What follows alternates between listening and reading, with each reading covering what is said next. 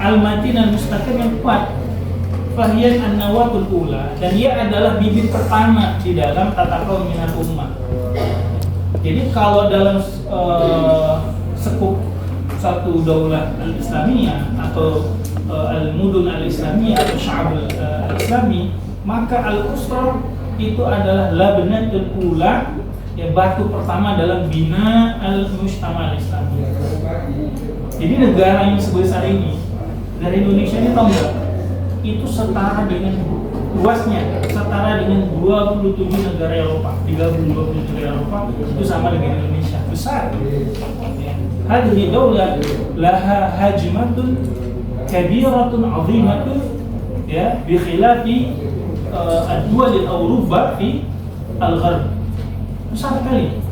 Wa al-mujtama huna aduduhum milyan, ya, milyan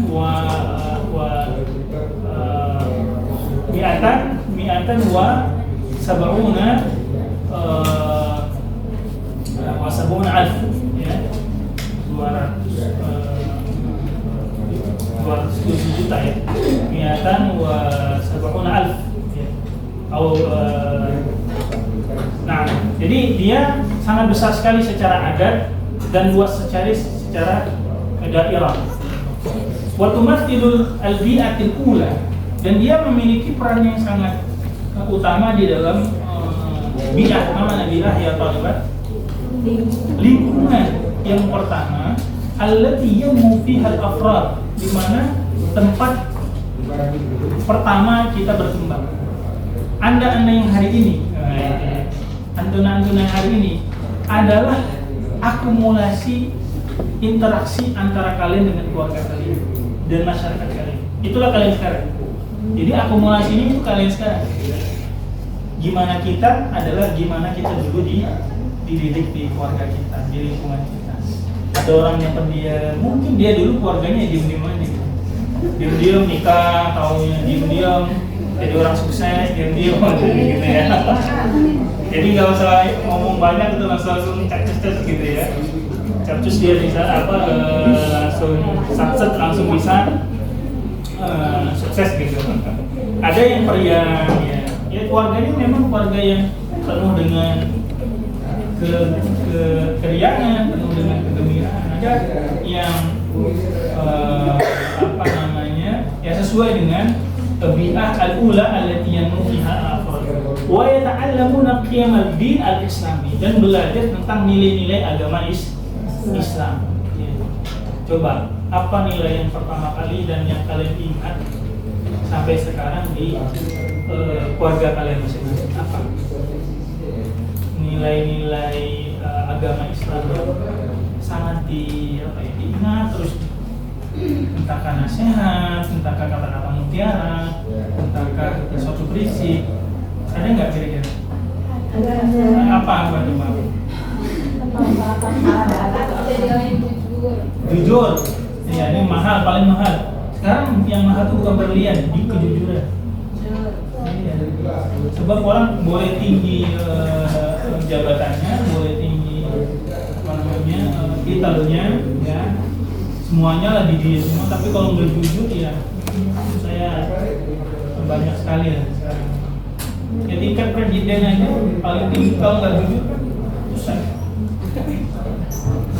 Bahkan lebih mahal dari presiden gitu loh. Karena nilai kejujuran sangat-sangat bagus. Dan konsekuensi jujur juga berat. Kenapa? Anda siap dimusuhin, Anda siap macam-macam lah ya. Kadang kita semua nyontek satu kelas, kita doang kagak, kita yang dimusuhin. Iya. Padahal kita mau menegakkan nilai-nilai kejujuran. Yang kedua apa coba yang kalian ingat dari pendidikan dalam keluarga? Dari kecil sampai sekarang itu kayaknya berasa terus. Nggak boleh mencuri. Tidak boleh mencuri, betul. Ya. Kalau mencuri hati nggak boleh ya? Beda lagi itu babnya. Karena gini, mencuri itu bukan karena ekonomi. Kadang karena apa? Karena dia satu kebiasaan yang sudah tumbuh dari kecil. Ada jadi gini, ada di lingkungan kami deh, di sana kampung saya. Kebiasaan dia itu kalau dia ada, pasti ada yang hilang. Walaupun orangnya berkecukupan gitu loh. Paham nggak maksudnya? Kalau dia misalnya ada hadir di hajatan gitu, ada yang hilang, entah sendok, entah mangkok, entah piring. Nggak tahu, itu kayak kolektor gitu. Laptop. Iya, kolektor ya namanya ya. Iya. Jadi dia kebiasaan kan? Karena dari kecil dia itu dididik tadi jangan mencuri itu. Yang ketiga apa coba? Nilai-nilai yang kalian dapatkan dari kecil sampai sekarang itu dipegang teguh lah sampai sekarang. Sabar ya. Karena tidak semua orang bisa menjalani sabar. Baru daftar mau udah skripsi kan? Daftar. Skripsinya kamu daftar dulu baru semester 3. Baru daftar. Banyak orang sekarang begitu loh, pengen daftar hari itu cuma dapat ijazah hari ini ada orang seperti itu karena dia mau daftar jadi anggota dewan, mau jadi kepala desa, pengen daftar gelar doktor, dapat apa honoris causa begitu, dapat gelar profesor, tapi jalurnya jalur banyak, nggak sabar. Ya akhirnya kan profesor pada jalur semua. Masa iya dia nggak pernah ngambil jadi profesor? Jadi gini, profesor itu adalah satu jenjang karir setelah orang S3. Jadi dia setelah dia S3, dia nulis penelitian, dia ngajar, pengabdian masyarakat. Nah kredit poinnya dikumpulin sehingga nanti nilainya itu misalnya 800 setelah cukup ya hasil penelitiannya, pengabdian masyarakat dan dia pengajarannya dia baru dapat gelar profesor. Tapi nggak langsung profesor, dari asisten ahli dulu. Ini kayak dosen-dosen kan ada juga yang dosen ahli. Nanti meningkat ke lektor, dari lektor ke lektor kepala 300, 400, 500, terus begitu. Nah dari baru profesor, baru guru besar. Ini banyak, ada orang banyak. Hari ini ya, iya hari ini. Sama. Iya. Ada yang juga begitu tuh. Ini lagi tren mau khidbah hari itu, mau nikah hari itu juga, resepsinya nggak bisa. Iya, maksudnya ada ininya lah, ada prosesnya dulu kan. Ya mungkin dikasih napas dulu keluarganya itu. Saya maunya hari itu juga. Ya nggak bisa. Iya, kecuali yang nggak sabaran itu boleh dalam hal berapa hal. Yang pertama ketika orang menguburkan jenazah, nah itu nggak boleh dibilang nggak sabaran, memang harus segera. Nggak sabaran banget. Enggak, ya memang saatnya dia gitu. Ya, yang kedua orang sakit, ya sakit masih berobat. Sabaran ya beda, dan memang harus segera jadi butuh proses yang kemudian nah wali'ana itu surat 3 asas karena keluarga itu merupakan dasar fa'innaha wajib tahadiyat katsirah. Ini saya gedein lagi ya, cukup gede. Nah jadi karena dia dasar dia memiliki tahadiyat katsirah, itu tantangan. Apa tantangannya kalau kalian mau sukses? Ma tahadiyatukunna fi sabili fi husuli ala an-najahi wa taufiqi wa sadad. Ala tafawuqi apa yang dihadapi? Ini mau kuliah di sini apa yang dihadapi? Ya banyak pastinya kan.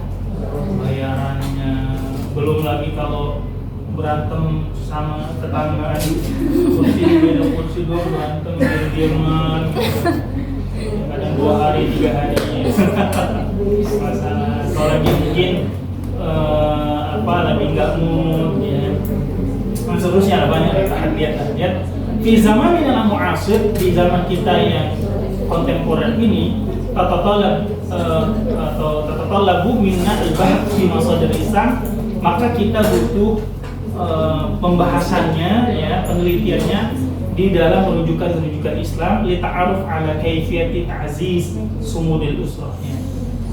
Dengan harapan apa? Agar kita dapat menghadapi, ya, dan memperkuat dari ketahanan keluarga, wa himayatiha, termasuk melindungi keluarga minat tahadiyat, dari ancaman-ancaman, tantangan-tantangan yang dakhiliyah. Apa itu dakhiliyah? Di dalam, ya, internal kita, wal kharijiyah, maupun yang eksternal. Nah, yang sifatnya tantangan di dalam apa coba? Asal. Itu yang di keluarga itu sifatnya masalah internal keluarga. Egoisme. Ya tadi egoisme, ya apa lagi, pengangguran, ya, dan seterusnya. Kalau yang kharijiyah apa kharijiyah? Tetangga. Selingkuh.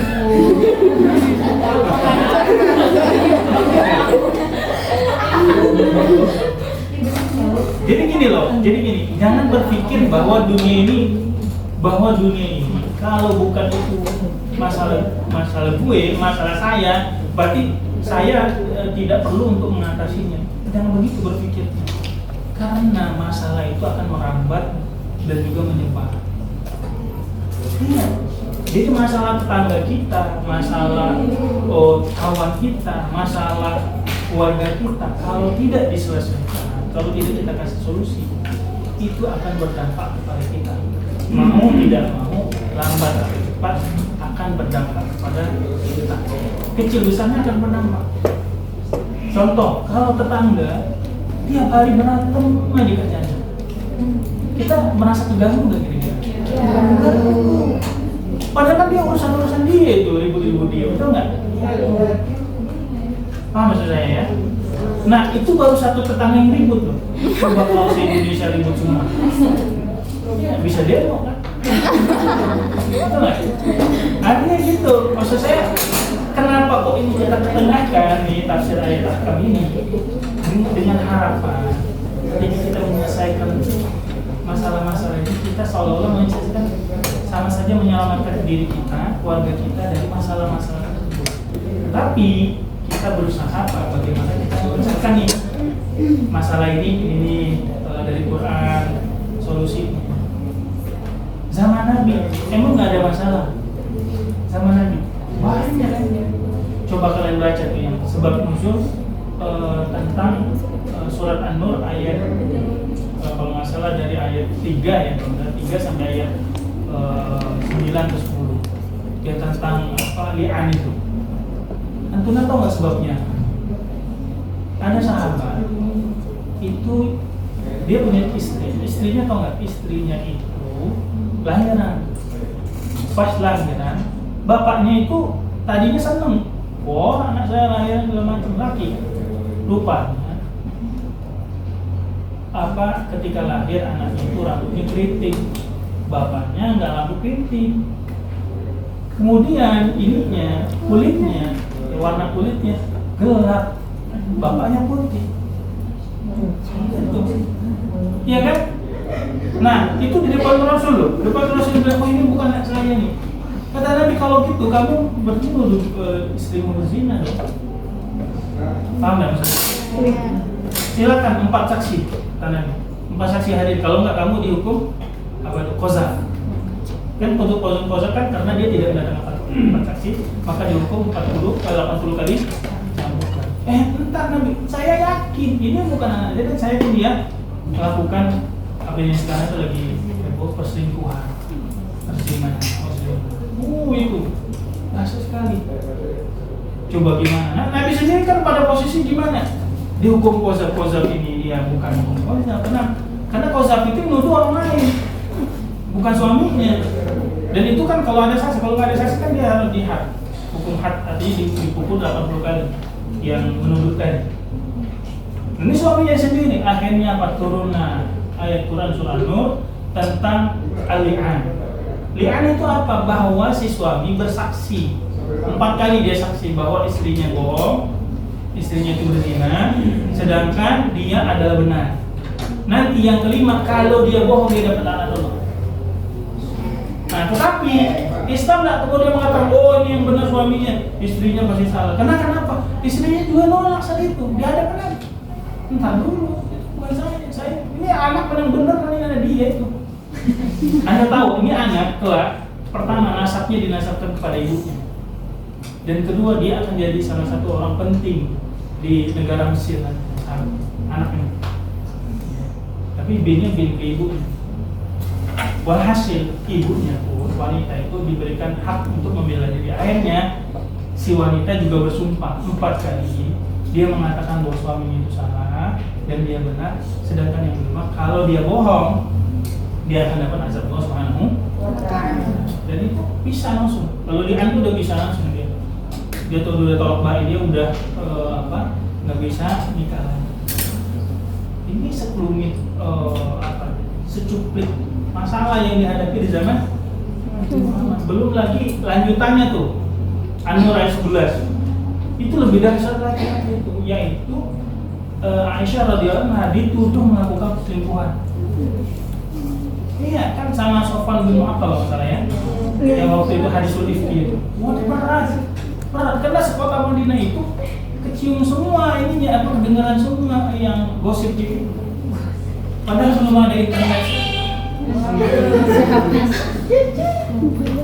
Belum ada belum ada ini kan, belum ada internet, belum ada. Nah, jadi kita memahami bahwa begitu banyak masalah di zaman lalu itu kayak waduh, kalau kita dihadapi zaman sekarang itu agak pelik lagi gitu ya. Viral, istri ini itu bagaimana posisinya? Sampai Nabi mengatakan begini, di dalam Ibnu Katsir disebutkan, wahai kaum muslimin. Nabi nggak ngomong kepada orang-orang Yahudi, nggak ngomong kepada orang kafir dan orang muslim. Nabi ini si Aisyah ini, saya nggak pernah mengetahuinya kecuali yang baik-baik aja, dan saya yakin dia benar, dan saya akan membela dia. Dan yang kedua, yang kalian tujuh melakukan perselingkuhan si Somata ini sahabat baik, orang baik, saya nggak pernah dengar dia yang jelek. Bayangin tuh zaman sekarang ya, kalau terjadi bahkan mau maaf ya istilahnya itu ya, kadang sebagai posisi suami, banyak juga suami yang malahan nggak ada yang membela istrinya gitu kan, malahan ini padahal baru gosip aja, baru ketahuan foto bareng gitu ya, siapa tahu itu tukang ojek ya. Satu-satunya yang bisa bawa bini orang kan tukang ojek ya kan.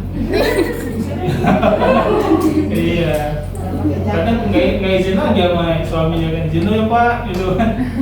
Bawa istrinya bapak ya kemana tuh ya, mau diantarin gitu kan. Harusnya bapak yang nganterin kan, bukan saya. Ya jadi maksud saya ini Islam datang waktu itu ngasih solusi. Ini ente apa masalahnya, ini saya solusinya. Nah sekarang masalahnya bertambah-tambah dan kompleks ya, lebih banyak lagi masalah keluarga.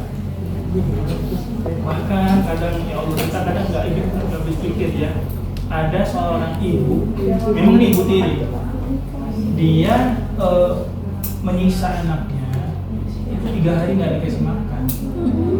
Nah temu-temunya anaknya wafat. Nah rupanya si ibu itu ngelapor ke polisi bahwa dia kayaknya hilang gitu. Sebenarnya saya melihat itu bukan masalah, tetapi dia bukan masalah saja, tapi dia dampak dari suatu masalah yang terakumulasi itu. Kayaknya ada sesuatu yang salah gitu di pikiran si pelaku itu. Saya tega banget gitu. Kalau memang dia nggak mau masuk kan tinggal disampaikan ke suaminya. Ya, ini anaknya gini-gini, saya nggak bisa. Bahkan ada cerita ya, yang bapak-bapak yang saya pernah cerita yang bapak-bapak ngeracunin istrinya pakai bakso nggak? Iya. Ini meracun istrinya pakai bakso. Jadi cerita tiba-tiba seorang istri dikabarkan wafat habis makan bakso. Nah, akhirnya kan dikuburin mungkin biasa. Cuma insting polisi ini biasanya betul. Tes kok habis makan bakso minta apa? Akhirnya diotopsi. Ya, pasti diotopsi. Sebenarnya bukan insting ya. Sebenarnya si ibu ini ahli otopsi ini dia didatangi sama si yang dibunuh tadi, si istri itu, bahwa dia dibunuh. Akhirnya dilakukanlah otopsi.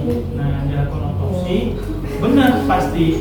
Bahkan bakso ini masih ada di dalam perut ibu itu yang sudah wafat itu, masih ada. Dan betul ada cyanida. Ada cyanida. Iya. Nah, kan itu kan sebenarnya masalah keluarga itu. Nggak tahu di masanya apa, apakah perselingkuhan, apakah masalahnya harta warisan. Ya. Bahkan ada kejadian lagi seorang istri itu, gini ceritanya. Jadi dia melaporkan suaminya ini kan kena penyakit gagal ginjal. Akhirnya si suaminya itu ya biasalah berobat. Tahu-tahu pernah kejadian ditemukan karena korban begal.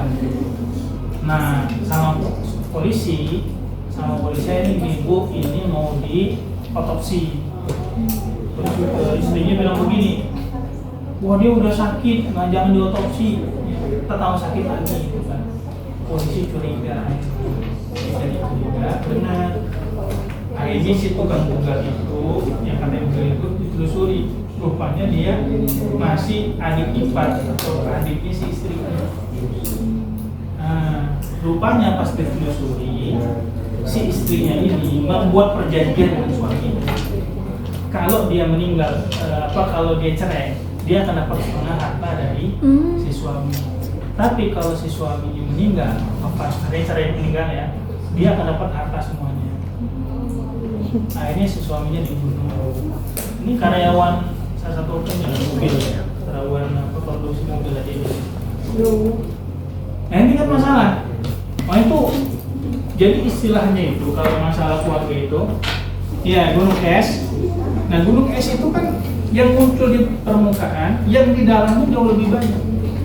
Kejadian di masyarakat kita itu baru ininya aja, baru ujungnya doang. Nah yang di dalamnya itu banyak banget. Ya, masalahnya itu yang sangat kompleks ya. Jadi ini gunung es itu kan ini air, dan ini gunung es nih biasanya. Nah gunung es itu biasanya sifatnya itu dia di bawahnya itu lebih dahsyat, 7 kali lipat lebih banyak. Nah disebut dengan fenomena gunung es termasuk. Jadi ini mungkin perceraian, pembunuhan, perselingkuhan dan seterusnya nih ya. Ini semua masalah-masalah semua. Tapi yang di sini ini lebih dahsyat lagi nih banyak. Banyak banget. Nah sebenarnya kita kan bukan manusia yang mengatasi masalah dengan masalah ya, apa istilahnya itu yang kalau di pegadaian itu mengatasi solusi semuanya enggak, tapi kita mencoba dengan tafsir ahkam ini satu pendekatan berupaya untuk melindungi ya, paling enggak tahanlah sama dengan memiliki ketahanan kemandirian di dalam menghadapi masalah tersebut. Nah, mafhum sumudul usra ini adalah al-qudrah ala muwajahat tahaddiyat.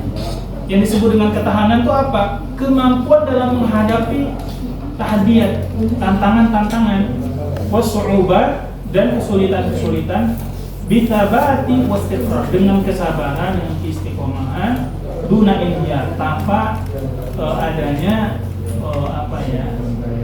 putus asa lah. Jadi itu sebenarnya kerobohan gitu ya. Jadi kita bagaimana mampu bertahan berbagai macam su'ubah dan sebagainya. Wa indama natahaddatsu an sumudil usra, ketika kita berbicara tentang ketahanan keluarga, fa inna natahaddatsu an qudratil usra 'ala al-baqa'i qawiyyatin wa mutamassika raghma ad-durur fil muhit allati qad takunu iqtisadiyah, istima'iyah atau hatta nafsiyah. Jadi katanya gini, kalau berbicara tentang kemampuan keluarga itu adalah kemampuan untuk eksistensi secara kuat, maksudnya dia tetap bisa ada, konsisten, masih bisa eksis ya.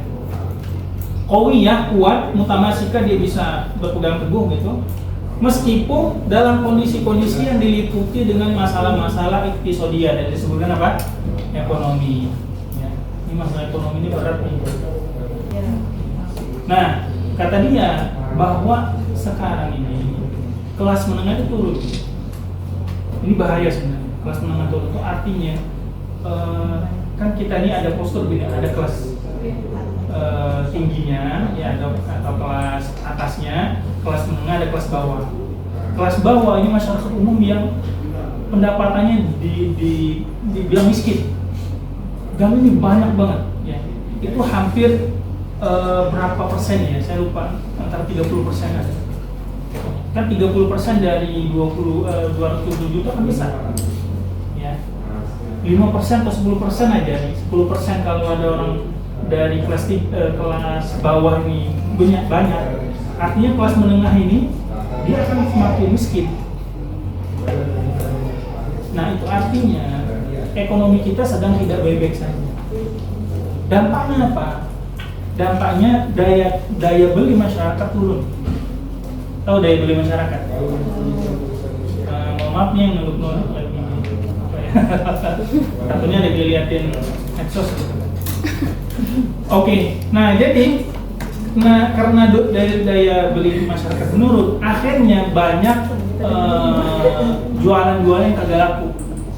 Jadi orang bisnis kemana aja, di mana aja, apa aja, bayangin bisnis sekarang di mana aja, apa aja dan kapan aja. Itu enggak? Iya, apa aja semua dijual. Tinggal harga diri aja nih yang masih ada. Kalau bisa dijual. Dan ada juga orang jualan ini gitu loh. Alhamdulillah. Yang kedua apa? Di mana saja sekarang orang jual mana aja. Mau lihat bukit, sampai yang di gunung yang katanya nggak ada orang, ada jualan di sana. Nah, susah ada jualan mie, ada yang orang yang naik gunung itu. Boyong. Iya. Saya kaget dulu kan pas dilihat fotonya. Saya kira di atas gunung kan sepi apa nggak ada, banyak orang jualan di sana. Kapan aja, sekarang udah jualan udah malam-malam ya. Bahkan ibu-ibu kadang ada parodinya kan, suaminya liatin istrinya kan lagi pakai makanan gitu, kayaknya lagi zikir ya. Seneng banget gitu, pas dilihat lagi nungguin Shopee yang apa yang diskon yang itu loh yang ya pakai ada jam-jamnya dulu. Ya Allah, saya udah kapan aja sekarang ya. Jadi kita menurut saya ini tantangan ya. Jadi tantangan ini kalau disulap bisa di sinergikan, dia menjadi peluang sebenarnya. Peluangnya begini loh, berarti banyak orang sekarang butuh pekerjaan, betul nggak? Jadi kalau orang ditawarin kerja sekarang gede responnya. Yang kedua, ketika banyak masalah keluarga berarti butuh psikolog yang banyak. Nah, kalian jadi psikolog dadakan juga nggak apa-apa. Misalnya siapa nih namanya ya, saya sebut aja. Jadi psikolog dadakan gitu kan. Apa namanya? Ada Deka. Ya Deka, psikolog gitu, Quran. Trainer Qurani. Ya nggak apa-apa daripada yang begitu artis yang baru belajar kemarin tiba-tiba jadi psikolog.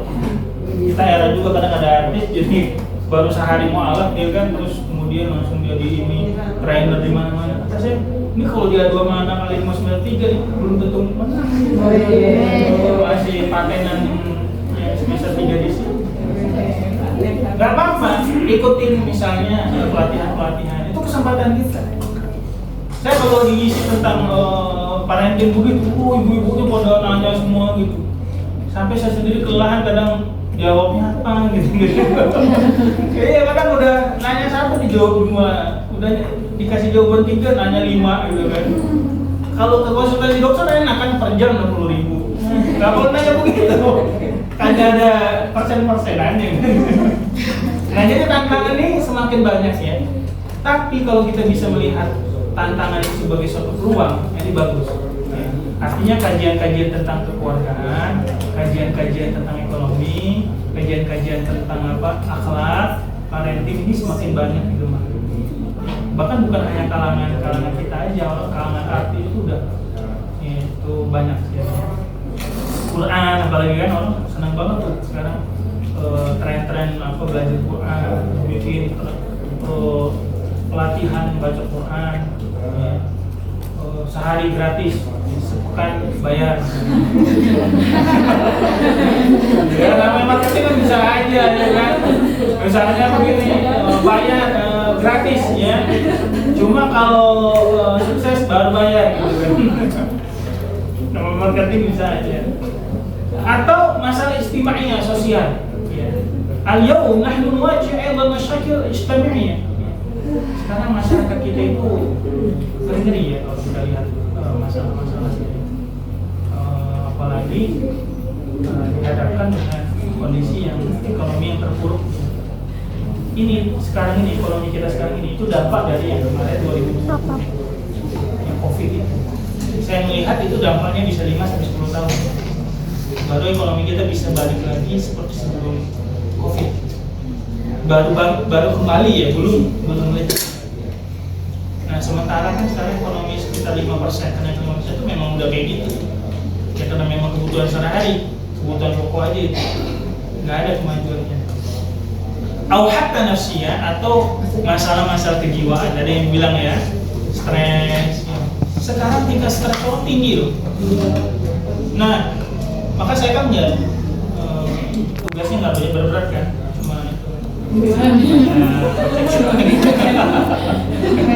Iya, itu khawatir kalau ini apa nanti terlalu berat nanti iya banyak pikiran gitu. Nanti orang lain tidur mimpi indah nih mimpinya kira kutub gitu kan, atau mimpinya bikin skripsi atau bikin apa artikel jurnal gitu. Ya udah jangan berat-berat lah mahasiswa ya. Jangan begitu. Al-Quran Al-Karim Sunnah Nabi Zaudan Al-Usrah Zaudan Al-Usrah Al-Muslimah Al-Asas Al-Quran Al-Asas Al-Agama Al-Sudah Wahibatuha Al-Amar Al-Ansur. Jadi Quran Karim dan hadis Nabi ini sebagai bekal utama ya, para keluarga, sebagai dasar dan kaidah-kaidah yang dapat menguatkan ketahanan keluarga sepanjang zaman. Nah, apa saja faktor-faktornya? Ya, min khilal istiqra'in nusus al-Qur'ani wal hadits nabawiyyah yumkinuna istintaj 'iddat 'awamil. Ya, ada faktor-faktornya. Yang pertama at-taqwa wa husnul tarbiyah. Jadi ini takwa itu sebagai dasar utama ya dalam ketahanan keluarga dan juga pendidikan yang baik. Mohon maaf ya, banyak orang dari keluarga yang tidak punya. Ya, kan saya dengar tuh kadang ada viral keluarga tukang beca, terus anaknya sukses S3 di mana. Nah, itu sebenarnya sedikit dari buah keberhasilan pendidikan. Nah kita sekolah ini sebenarnya kita ingin memutus rantai kemiskinan dan rantai kebodohan. Bukan kita ingin jadi kaya enggak, tapi paling tidak kita keluar dari zona kemiskinan. Jangan sampai kemiskinan itu turun menurun gitu. Turun sini, turun lagi ke anaknya, turun ke nah, berarti miskin gitu loh. Karena kemiskinan itu lebih dekat daripada kekufuran. Bukan berarti orang kaya akan soleh, bukan. Tetapi kemiskinan itu lebih dekat kepada kekufuran. Artinya jangan sampai miskin gitu. Ya paling tidak kita berkecukupan ya. Mau umroh ada, mobil ada. Ya, nah yang penting ada dulu. Nah, di dalam Al-Quran surat At-Tahrim ayat 6 mengatakan ku anfusakum ya ayyuhalladzina amanu ku anfusakum wa ahlikum yatajalla min hadhil ayati anna tarbiyata 'ala taqwa wal iman tushakkilu hajizan qawiyyan yahmil usra min al-inhirafi wa yu'azzizu sumudaha amama al-fitan. Jadi ayat ini kata di dalam kesimpulannya bahwa pendidikan itu akan membentuk kepribadian, ketakwaan dan keimanan, dan akan menjadi hajiz, tameng ya, yang kuat di dalam melindungi keluarga dari bentuk penyimpangan ya, dan juga dia akan mampu mengatasi berbagai macam fitnah. Mohon maaf ya, sekarang lagi zaman-zaman di mana kita orang judi online ya. Judi online itu ya Allah kesian banget ya, anak-anak kecil udah main judi online dan slot. Karena dia punya sedikit uang di sebab gitu ya. Berhasil kena judi lah itu kan. Bayangkan kalau anaknya main judi, ibunya kena narkoba, bapaknya ya Bandar. jadi ya kita gimana mau ya? Yang kedua, at-ta'awunu wa takaful. Ya, jadi salah satu ya, faktor yang membuat ketahanan keluarga adalah at-ta'awun wa takaful, saling tolong menolong dan saling solidaritas, saling mengkafalah. Atau suratul muslimah itu ta'tamidu ala ta'awuni baina afrodiha. Jadi kita ini sukses ketahanan keluarga kalau seandainya saling tolong menolong. Suami tolong istri, istri tolong suami, anak tolong keluarga, anak tolong orang tua tolong anaknya, gitu. Nggak bisa seorang bapak, seorang orang tua mengatakan, "Oh, anak saya sukses karena saya." Udah lebih nggak bisa. Dia harus tahu bahwa ada gurunya, ada dosennya, ada tetangga, ada keluarganya, ada sahabat-sahabat anaknya juga bikin sukses gitu. Jadi nggak bisa dengan sendiri. Kalau Rasulullah SAW, kullukum ra'in wa kullukum mas'ulun. Hada ta'awun yu'azzizu sumur amama tahadithul iqtisadiyah. Jadi memang kalau kita udah tolong menolong ini, itu kita semakin semakin bisa kuat ya ketahanannya di hadapan berbagai macam tantangan ekonomi, sosial. Wa ijal kullu fardin fil usra syarikan fi mujahatil muslimin. Kalau kita ini satu orang ngadepin banyak masalah nggak mungkin. Satu masalah ngadepin satu orang juga belum tentu sih selesai. Tapi kalau satu masalah kita selesaikan sama-sama, bisa selesai nggak masalahnya? Bisa. Ya, karena kita ini terlalu doif ya. Ketika kita semuanya mau kita yang harus banyak uangnya, kita yang tinggi jabatannya. Nah kalau kita itu semua orang ini dapat apa gitu? Ya bagi-bagi gitu. Ya, jadi maksud saya ini mohon maaf ya. Misalnya ada nggak di sini band yang udah ikut band? Ada. Ikut organisasi ada nggak? Ada. Nah organisasi itu adalah at-ta'awunu wa takaful. Kita punya kegiatan, kita punya orang nggak punya donatur, cari donatur. Kita punya donatur, punya uang, kita nggak punya orang, kerja sama orang. Cari orang. Kita punya uang, kita punya orang, kita nggak punya ide, panggil ahli, panggil ustaz, panggil dosen. Jadi maksud saya, insya Allah kalau bareng-bareng masalahnya lebih mudah untuk teratasi ketimbang sendiri. Jadi kalau kalian juga menghadapi masalah, musyawarah, jangan dipendam sendiri. Jadi ada satu santri lah gitu ya dulu. Nah itu dia punya masalah. Nah yang dia terpukul ini karena orang tuanya itu kayaknya biarin doang, keluarganya nggak ada yang bantu. Kayaknya dia dipaksakan gitu ya. Nyantri dia pengennya di luar negeri dipaksa. Kami kaget ketika beritanya dia bunuh diri di toilet asrama. Padahal kan itu. Nah maksud saya ini kan harusnya itu kan nggak begitu gitu. Apa kalau memang nggak maunya apa bisa soal jangan sampai dipaksakan kemudian sampai begitu karena hifdzun nafas aula ya menjaga jiwa itu lebih utama. Kalian juga sama, Ustaz, saya nggak bisa nih baca kitab sih nggak bisa.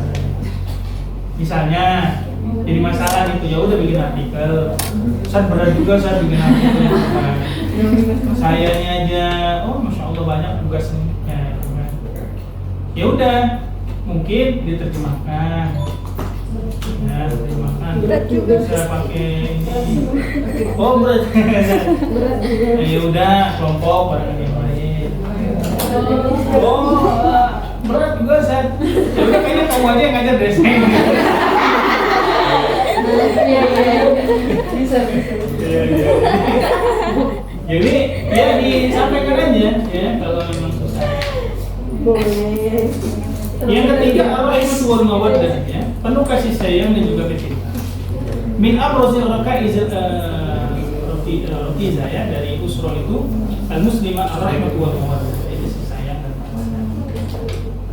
Nah, Allah Ta'ala berfirman min ayati an khalaqakum min anfusikum azwajan litaskunu ilaiha wa ja'ala bainakum mawaddatan fal mawaddatu wa rahmah baina zawjayn. Jadi mawaddah itu dan rahmah itu di antara dua sepasang suami istri. Wa min thamma kemudian baina afradil usra. Ini yang repot kalau berantem nih. Banyak loh yang anak laki-laki berantem dengan bapaknya. Iya, nggak sedikit, banyak banget. Ya. Kenapa bisa terjadi padahal ayah itu contoh utama? Nah, inilah kan tadi komunikasi, ilmu komunikasi. Kadang-kala begini, kadang-kala sebagai orang tua. Ini bukan berarti kesalahan semata orang tua, cuma memang begitu. Kadang-kala perspektif orang tua salah itu kena anak. Kenapa dia begini? Oh, salah anaknya, bukan salah bapak. Ntar dulu. Mungkin orang tua pada kesempatan yang sama. Contoh konkretnya masalah sholat nggak sholat. Orang tua bilang sholat loh. Tapi nggak nyaut kan gitu. Akhirnya berantem lah gitu. Anak apaan gitu kan? Oh ya masih mulai berantem lah. Ya kan, nggak teguran. Dalam hal ini nggak bisa disalahkan semata-mata karena itu. Mungkin bapaknya baru nyuruh sholat itu baru saat itu. Padahal gimana dulu waktu dia masih SD, anak kalau udah gede susah. Ya, harusnya mulai dari kecil. Itu mulai dari dia tingkat yang paling rendah. Apa adanya. Yang kedua, komunikasi. Kalau nyuruh udah kayak kita nyuruh kayak sapang nyuruh orang gitu ya, kayak algojo gitu.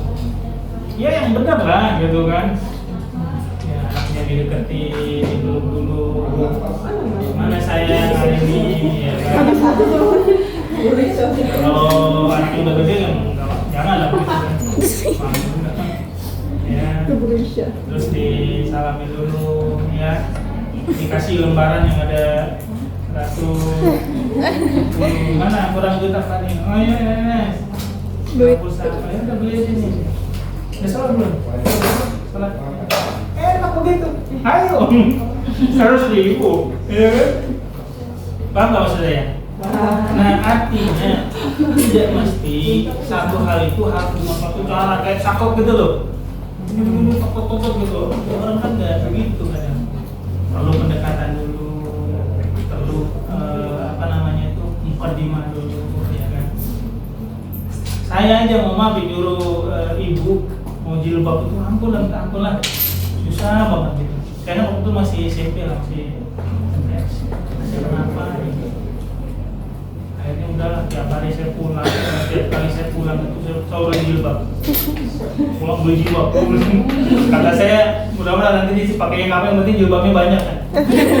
Siapa tahu. Iya. Enggak, maksud saya ibu itu enggak pakai jilbab aja, jilbabnya dikit. Ya siapa tahu kan orang misalnya dia susah apa jilbab ada buat kondangan semua. Kan sayang pakai sehari-hari. Mungkin dia begitu. Tahu suatu waktu pas saya pulang dalam sana ibu saya udah pakai jilbab. Wah, enggak ada hari yang lebih senang sekali hari itu saya. Iya, karena kenapa? Karena kan itu hadiah terindah kan. Yang kedua, ada satu waktu, maksud saya kan saya sering ceramah di mana gitu kan, tapi keluarga saya sendiri kan, masa saya lupain gitu. Habis saya bilang ini harus ada pengajian. Jadi betul, saya bikin pengajian. Yang ngajar adik saya, perempuan kan. Nah, akhirnya ibu-ibu pada daftar tuh. Hari itu buka, hari itu full. Jadi dibuka cuma 15 orang langsung penuh gitu kan. Yang lebih buat saya bahagia apa? Pas saya lihat di antara yang daftar itu ada ibu saya yang belajar. Wah, kata saya, bagus saya ini. Mau kalau butuh duit apa, butuh semua sarapannya saya cari deh boleh. Nah kadang begitu tuh. Kadang-kala orang luluh hatinya itu dengan pemberian, ya. Nggak semata-mata dengan kata-kata ayo ke masjid, ya. Ayo pakai jilbab, kadang-kadang dengan kita kasih hadiah, ya. apalagi kasih duit transfer gitu ya. Iya, itu belum ditanya kapan pengajian udah hadir duluan.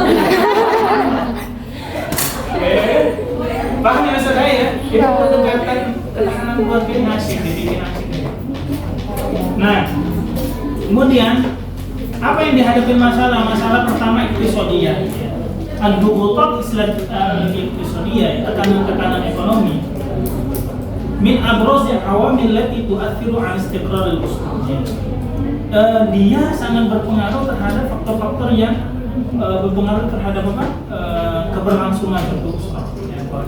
Wa min huna, dan dari sini ja'a ta'kid, datanglah penekanan dari hadis Nabi SAW ala hamidul qana'ah wal amal al-jad li tawfir al-luqmah bil 'aish al-halal. Jadi dalam hadis itu menekankan pentingnya rasa qanaah. Apa rasa qanaah itu?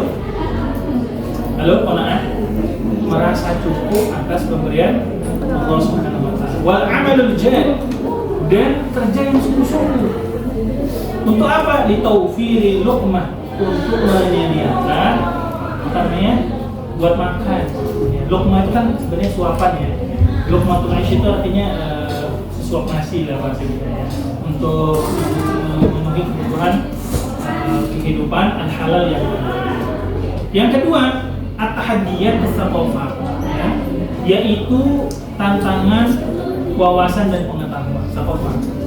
Tu'asir wasail al-ilm alami al-qiyamil usra. Sekarang ini yang sangat mengkhawatirkan juga adalah media sosial. Ya. Dulu saya ingat orang itu menjaga sekali itu yang itu. Ya.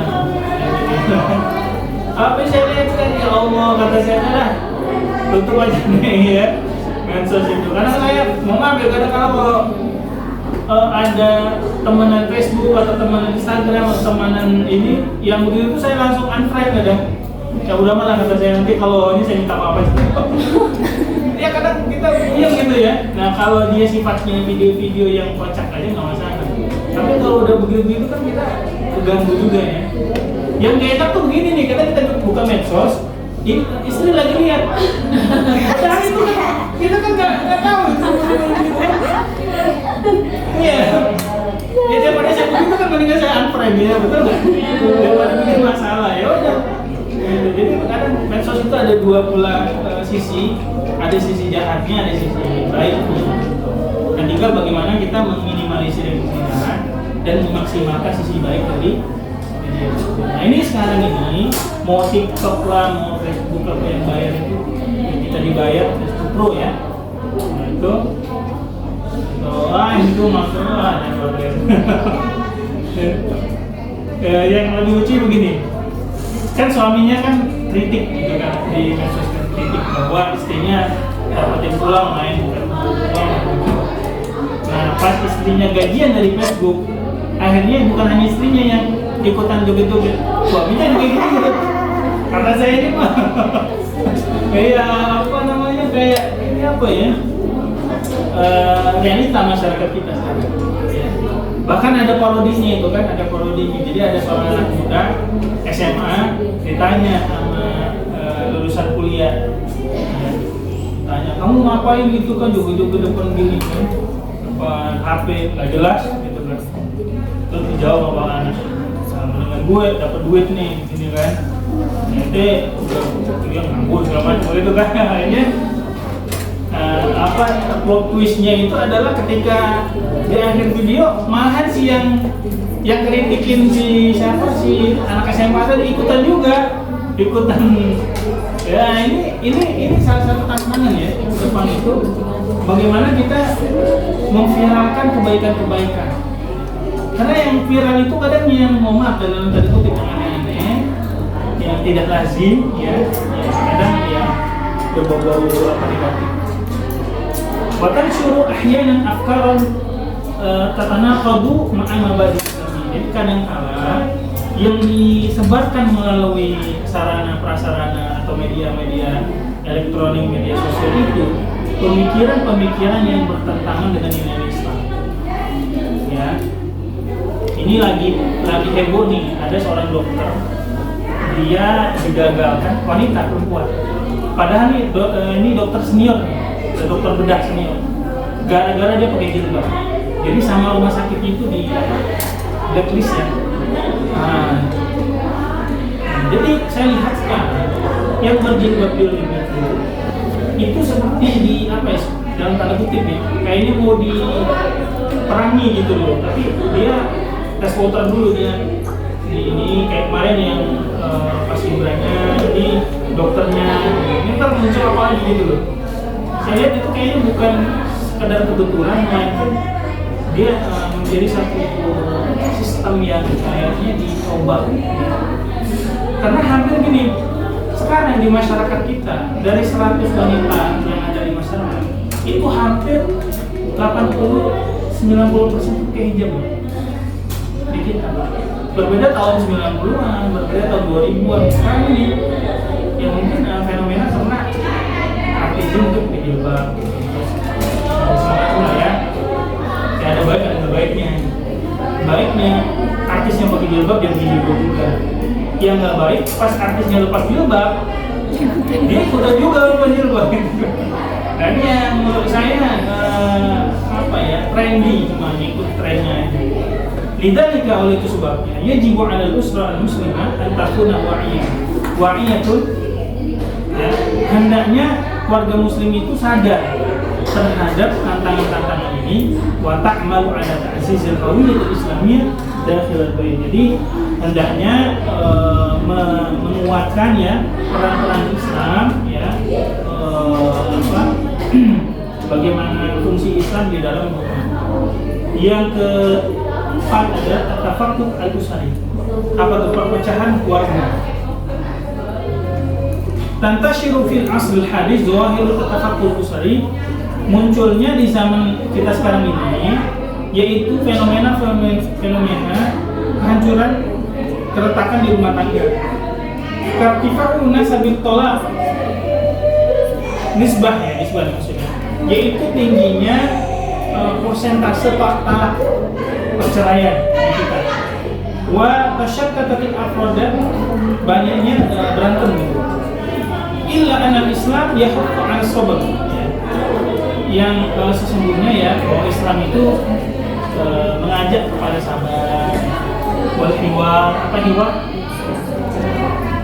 Hiwar itu diskusi.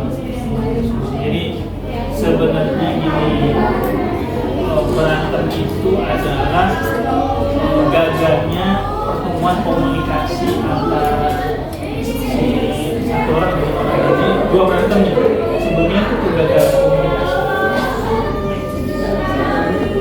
Maka komunikasi itu bahkan lebih, ada yang bilang begini, ta'liful qulub awla min kasbil qulub awla min kasbil masyarakat.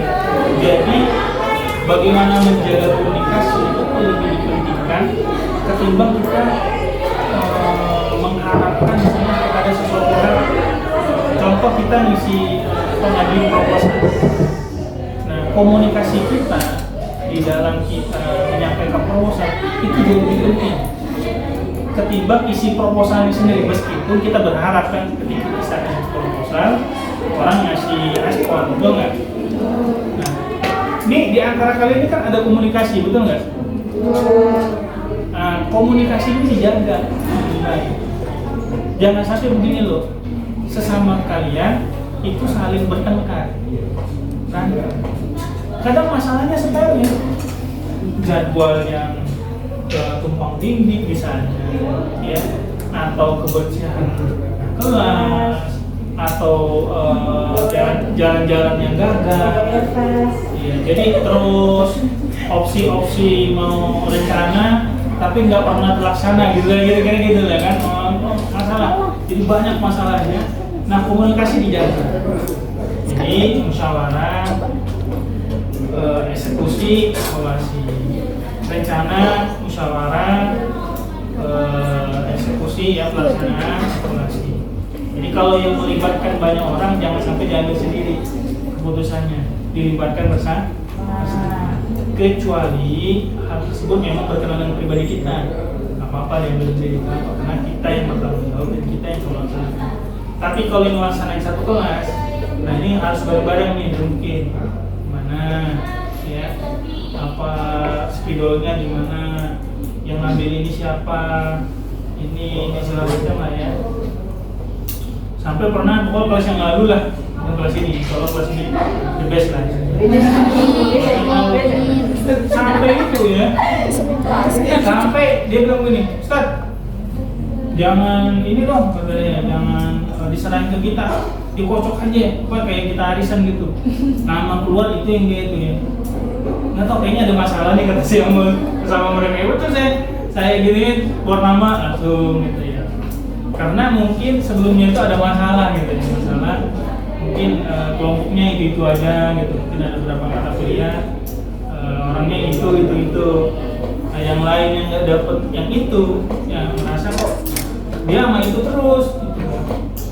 Sama saya pengen juga dong kerja sama dia gitu, akhirnya ya gitu jadinya kan. Walau hasil akhirnya kita udahlah. Kata saya bagiin, nanti saya jadi kelompok-kelompok. Nah ini dinamika dalam kelas ini juga menarik gitu untuk dipelajari.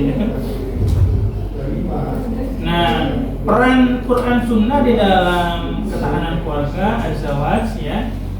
Jadi pernikahan juga termasuk di dalam aqd dan muqad dan sanyakum al-iltizam wal sudiyah. Yang kedua tarbiyah, pendidikan sangat penting ya. Jadi kalau saya bilang panglimanya ketahanan keluarga itu tarbiyah, pendidikan, ya, pembinaan.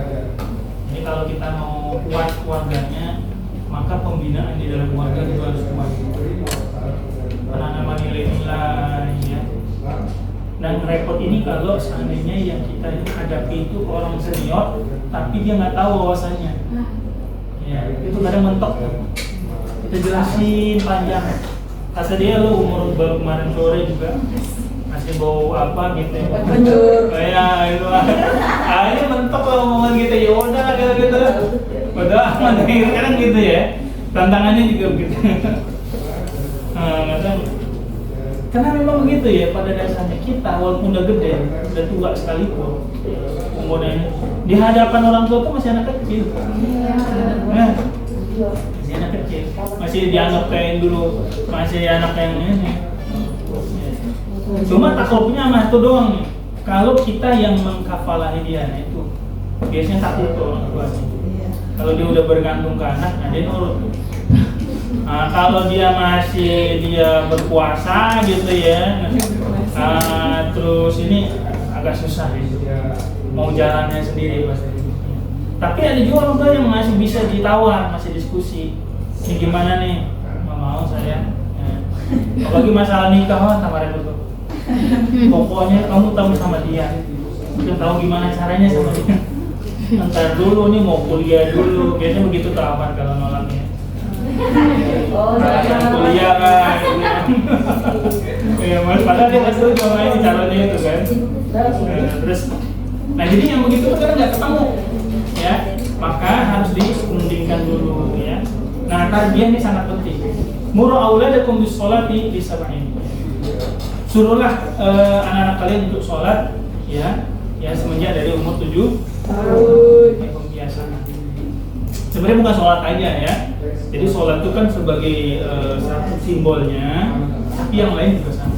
Misalnya sedekah, misalnya ya, sedekah, infak, apalagi coba tahajud, duha, ya masih sholat lah ya. Atau yang lain-lain yang sifatnya sunnah itu dimulai dari umur 7, 8. Terakhir, sumudul usra fil Islam laisa mujarrad hadfun nadhari. Jadi ketahanan keluarga itu bukan semata-mata tujuan teoritik semata, bukan hanya omong-omong, ya kan? Bukan hanya omongan doang. Bal huwa waqi', tetapi ketahanan keluarga itu terjadi real di masyarakat kita, yumkinu tahqiqu. Sangat mungkin untuk diterapkan di min khilalil iltizam dengan cara berpegang teguh terhadap bit'alimil Quran wa sunnah, dengan pengajaran Al-Quran dan sunnah. Dengan apa lagi? Bita'zizil qiyamil islamiyah dakhil usrah, termasuk penguatan nilai-nilai Islam di dalam keluarga. Cara makan yang penting nih. Bagaimana duduk yang benar, ya, jangan makan sambil tidur, ya, makan sambil muak misalnya. Cara makan, cara duduk, ya kan, duduk perempuan, duduk laki-laki kalau bisa dipisah caranya gitu.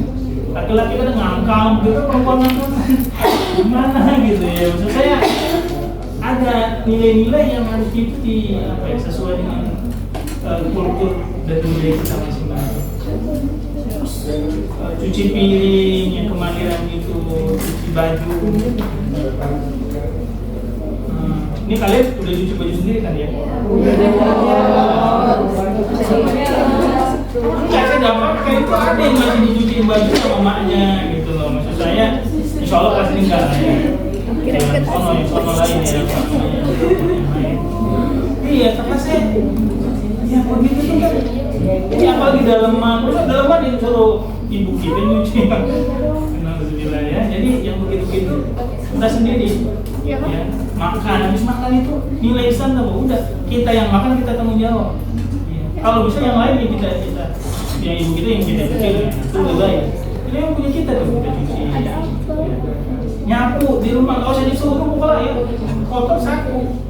Apalagi kamar kita sendiri kita sapu. Kan nilai-nilai Islam itu kan ya.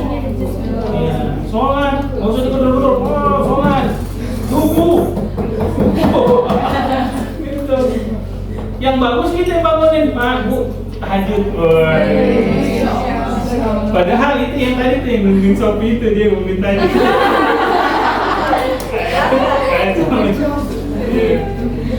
Ya habis bangun dapat bukan Sopi, habis itu bangunin bapak ibunya. Nah gitu.